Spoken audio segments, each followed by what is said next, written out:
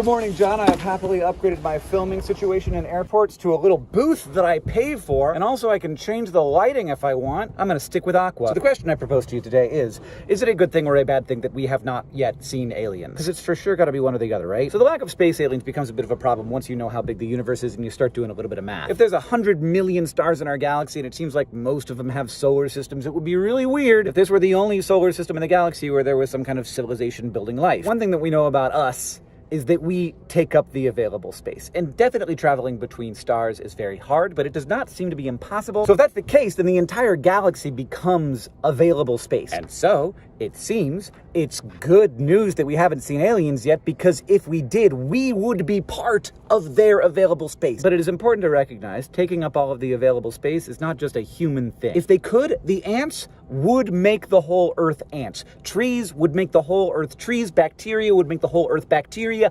Camels would make the whole Earth camels. That's not a human thing. That's how genes work. So given that one, all life that we know of takes up all of its available space, and two, we are not yet part of someone else's available space, we have, I think, three options. Number one, we can definitely say with absolute certainty that it is possible for a thing like humans to happen in the galaxy, because it's happened. I'm sitting in a pod at an airport, so that's possible. However, the universe is 13.7 billion years old, and while life on Earth has existed for about 28% of that time, which is a lot, civilizational life has existed for a vanishingly small amount of time, just a couple 100,000 years on the outside. Life on Earth is not a blip, but we are a blip in terms of time. So it is possible, and I do not love this, that while it does happen that civilizations occur in the universe, they do not last very long. We would conquer the galaxy if we had the time, but we simply do not. We do not have the time because things like this just don't last. This is talked about a lot in the sort of communities where this stuff is discussed. There's even a term for it, that there's a great filter. So the great filter is just the thing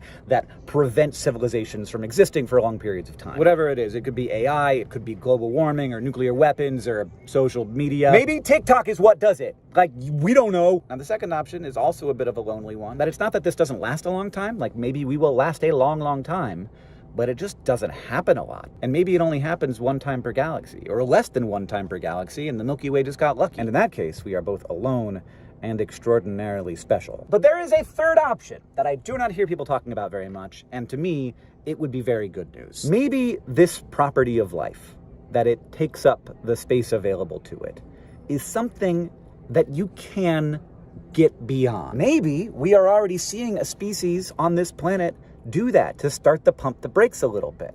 Maybe that species is us, the first species ever that's starting to think about not just taking up the available space. Is it possible that sufficiently advanced species with sufficiently advanced philosophies and societies start to think more about quality than quantity? Maybe there are a lot of civilizations in the Milky Way, but maybe they don't take up a lot of space. Maybe they're just not very loud. Maybe they found a way to put a brake on their instincts, and maybe we, right now, are in the very beginnings of a similar shift. And in that case, maybe someday we will solve the Fermi paradox by becoming its solution, and that would be pretty cool. And since I have 6 seconds left in the timer, John, I'll see you on Tuesday.